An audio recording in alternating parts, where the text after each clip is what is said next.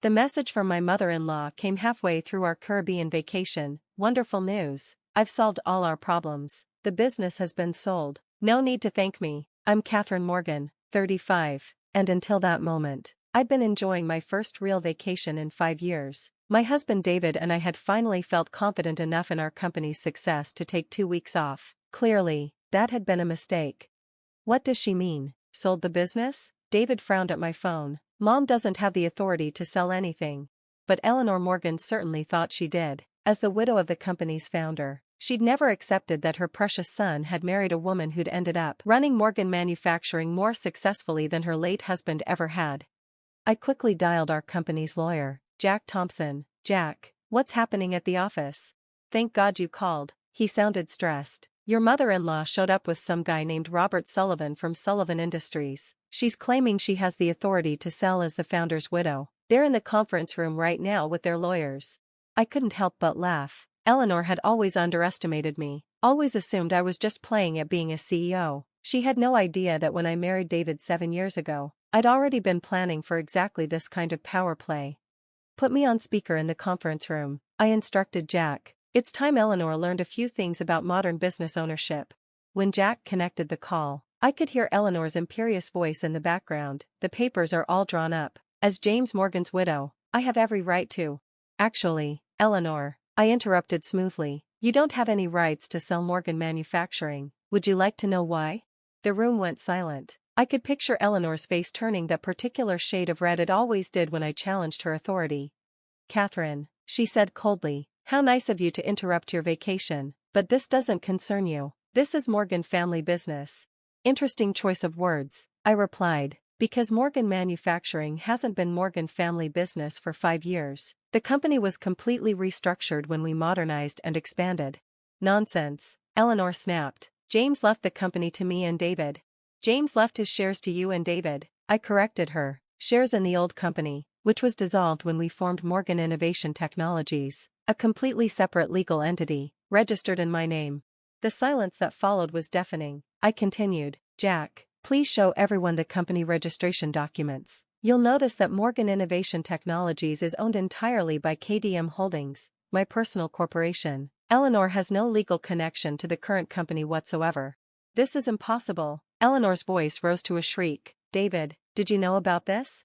Of course he did, I said before David could respond. He's the CFO. He signed all the paperwork himself. I heard papers shuffling, then a male voice I didn't recognize, presumably Robert Sullivan, saying, Mrs. Morgan, is this true? Do you have any actual authority to sell this company? Eleanor stammered. Mr. Sullivan, I said professionally, I apologize for any confusion. While we're not currently interested in selling, if you'd like to discuss potential business partnerships, I'll be happy to meet with you when I return from vacation.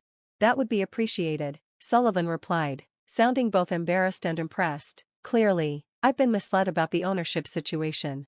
Eleanor, I continued, I suggest you leave the office now. We can discuss your unauthorized attempts to sell company assets when I return. Jack, please escort Mrs. Morgan out and ensure she turns in any keys or access cards she may have. You can't do this to me, Eleanor protested. This is my family's company. No, Eleanor, it's my company. The company I built from the struggling manufacturing plant your husband left behind. The company I transformed into a modern technology leader. The company you tried to sell without having any legal right to do so. I could hear her spluttering with rage, but I wasn't finished. And since you're so interested in family business, let me share some news we were planning to announce when we returned. David and I are expecting, so the company's future leadership is secure, without any need for your interference. The sound of a chair crashing suggested Eleanor hadn't taken that news well. David squeezed my hand, grinning. We'd been keeping the pregnancy secret, planning a proper announcement, but Eleanor's power play had forced my hand. Jack, I added, please make sure everyone signs non-disclosure agreements before leaving. And Eleanor, check your email. You'll find a formal letter revoking your honorary board position and any remaining social privileges associated with the company. After ending the call, I turned to David. Well, that's one way to tell your mother she's going to be a grandmother. He laughed, but his eyes were serious. You know she's going to make our lives hell when we get back. She can try, I shrugged, but she's finally going to learn that her old-fashioned ideas about family business don't work in the modern world. back in our beach villa. I pulled up the company's security cameras on my laptop. Eleanor was being escorted out, her designer handbag clutched like a shield, her face a mask of fury. Robert Sullivan and his lawyers followed, looking somewhat shell-shocked. "Should we go back early?" David asked, watching over my shoulder. "Absolutely not," I replied. "Jack can handle everything, and Eleanor needs time to realize that her power plays don't work anymore." But of course, Eleanor Morgan wasn't going to go quietly. By that evening, she'd already launched her counterattack, sending a mass email to company employees about how her beloved daughter-in-law had stolen the family business. I forwarded the email to our PR team with 2 words: handle it. Within an hour, our official corporate social media channels posted a simple statement: Morgan Innovation Technologies clarifies that recent claims about company ownership are incorrect. Our corporate structure has been a matter of public record since our formation 5 years ago. We look forward to continuing our mission of technological innovation under our current leadership. The responses from employees were overwhelming: messages of support, stories about how the company had improved under my leadership, even old photos showing the transformation from the struggling factory I'd inherited to the modern technology campus we'd built. "They're on your side," David noted, reading the messages. "They remember what it was like before." I did too. When I'd first arrived at Morgan Manufacturing as a young MBA graduate married to the founder's son, the company had been hemorrhaging money, stuck in outdated manufacturing processes while the world moved toward technology-driven solutions. James Morgan, David's father, had been a good man but a stubborn one. He'd refused to change with the times, insisting that the old ways were best. Eleanor had encouraged that stubbornness, proud of her husband's traditional values. But I'd seen the potential. With David's support, I'd started small, modernizing one production line, then another, introducing new technology, retraining workers instead of laying them off. By the time James passed away 3 years into my tenure, the company was already transforming. Eleanor had fought me every step of the way. When James left his share split between her and David, she'd assumed she would control the company's future. She hadn't counted on my foresight in creating a new corporate entity, transferring all assets to a company she had no claim to. "Your mother never understood modern business," I told David as we walked along the beach that evening. "She thought marriage gave her ownership rights, that being the founder's widow meant something in corporate law. She thought being a Morgan meant more than being competent." David agreed. "That's why Dad's company was failing before you came along." My phone buzzed with another update from Jack. Eleanor had tried to call an emergency board meeting, only to discover that her honorary board position had already been revoked. She'd then tried to access company bank accounts, forgetting that her access had been removed years ago. "Should we be worried about legal challenges?" David asked. I shook my head. "Everything was done legally, with full documentation. Your father even signed off on the restructuring before he died. He knew the company needed to change to survive. Mom never forgave him for that," David remembered, "for admitting you were right about modernizing." The next few days brought more attempts at disruption. Eleanor tried to contact major clients, but they'd all signed contracts with Morgan Innovation Technologies, not the old Morgan Manufacturing. She attempted to rally old employees, only to find that most preferred the better pay and conditions under the new company. By the time we returned from vacation, Eleanor had finally realized the extent of her powerlessness, but she had one last card to play: family loyalty.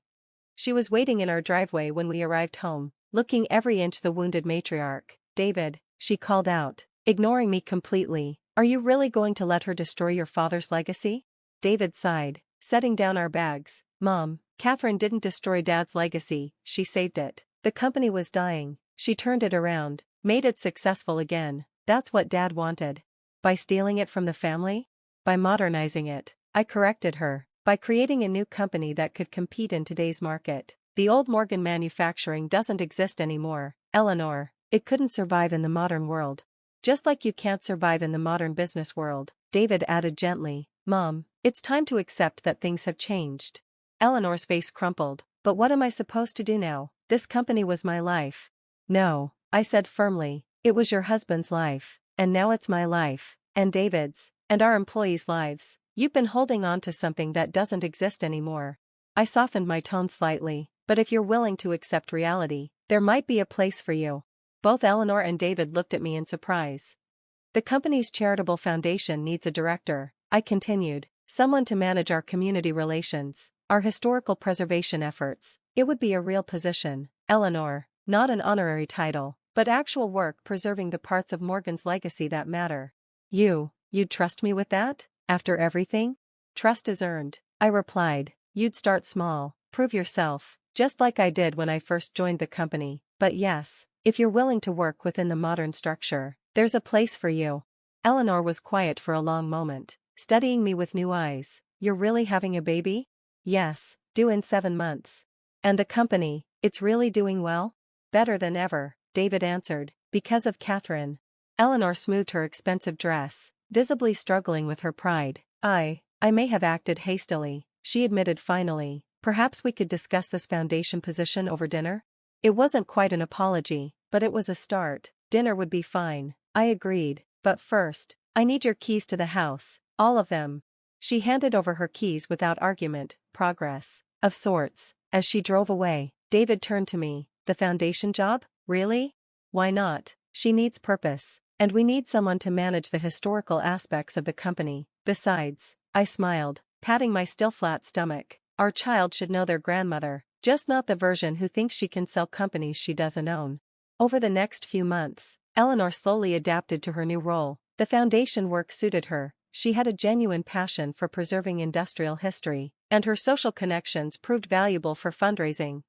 The attempted sale became a running joke in company meetings. Remember that time Eleanor tried to sell the company from a golf course? Executives would chuckle. Even Eleanor learned to laugh about it. Eventually, when our daughter was born, named Jamie, after David's father, Eleanor was there, hovering anxiously in the waiting room. She brought a gift, the original Morgan manufacturing sign from the old factory.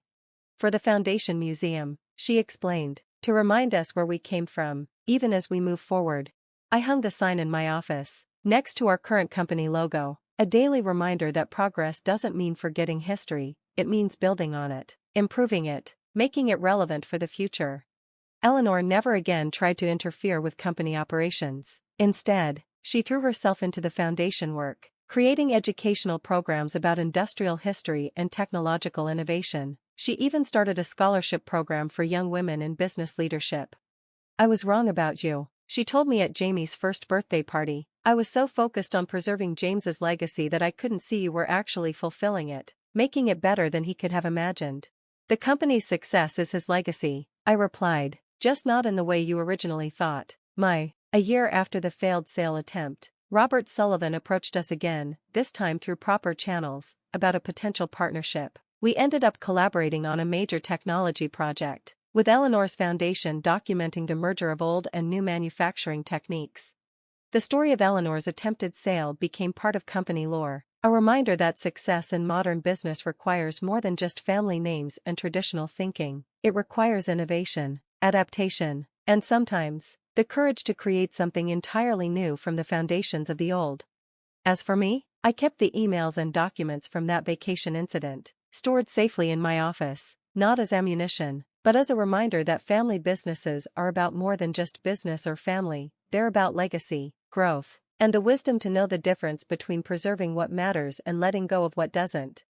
Jamie's now learning to walk through the halls of Morgan Innovation Technologies, watched over by employees who remember both the old company and the new. She'll grow up understanding that true legacy isn't about holding on to the past, it's about building a better future.